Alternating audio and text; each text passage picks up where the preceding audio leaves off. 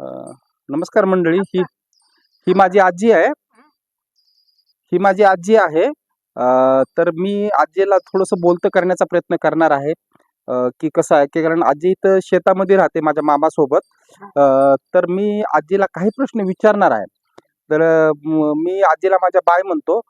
Bye तुझं वय किती आहे? मग काय 100च्या मोहरी. हं?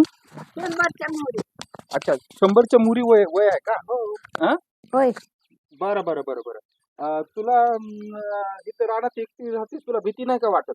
कशाची भीती आहे? शेजारी आहेत. हां? शेजारी आहेत की. शेजारी आहेत का? हो. पण तिथं एकटं घरात राहणं, इचुकाळा, सापाची भीती? नाही. हं, काही नाही. हं. बाज आहे ना. हां. हो. बरं, बरं, बरं, बरं. जेवण हे बनविता येतंय का हाताने? हो. हां? हो. आणखी डोळ्याला दिसतंय तुला चष्मा नाही. हं? चष्मा घेतलाय की. घेतलाय का? हो. आताच ऑपरेशन झालं ना. वय किती असेल गं बाय तुझं अंदाजे? आज माझं वय हं.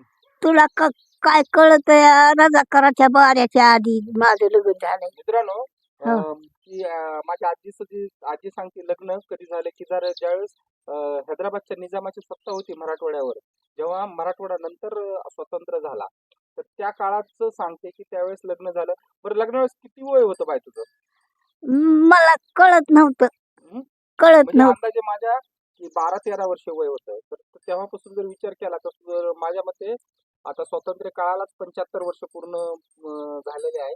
तरी अंदाजे 85 ते 90 वर्ष वय असू शकतं. बरोबर? हं? हो. हं? बरं, बरं, बरं. तू शेतामध्ये काय-काय काम करतेस गं एवढ्या म्हणजे 85-90 वर्ष वय आहे बाळा? काय खुरपण आलं खुरपायचं. हं. कुठं शेंगा तोडाया आल्या शेंगा तोडायच्या. अं, काय बी भाजी पालाव. बरं, बरं, बरं. हो. म्हणजे तू बसून नाही राहत दिवसभर. हं? नाही. बरं तुला काय कसला म्हणजे डायबिटीज, ब्लड प्रेशर असं काय आहे का काय रोग? काय नाही. बघा एक महत्वाचं आहे मित्रांनो, की आजीचं वय 80-90 वर्ष आहे. पण ना डायबिटीज आहे, ना ब्लड प्रेशर आहे. या कुठलाच रोग निस्त नाहीये. हं? निश्चित पीठ आहे पीठ. पित्त आहे म्हणते आजी.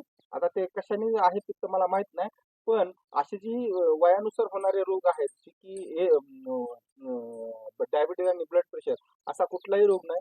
खाणं एकदम घरचंच आहे आणि राहायला बघितलं तर आपण बघू शकतो, की असं काय कुठलं एवढं खास हे नाही घर.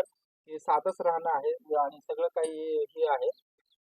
परंतु आजी ती तिच्या दुनियामध्ये खुश आहे. आम्ही तिला बाय म्हणतो. खरंच बाय मी तुला भेटण्यासाठी आलो. तुला कसं वाटतंय? मला वाटलं हं. प्रदीप कसा आला की दिवाळीलाच यायचं म्हणत होते. हो, तुला भेटण्यासाठीच बाय मी आलो कारण आज पाऊस येतोय तरी पण मी ठरविलंच होतं, की मला माझ्या आजीला भेटल्याशिवाय जायचं नाही आणि माझी भली आज संध्याकाळी मुंबईला जायची गाडी आहे.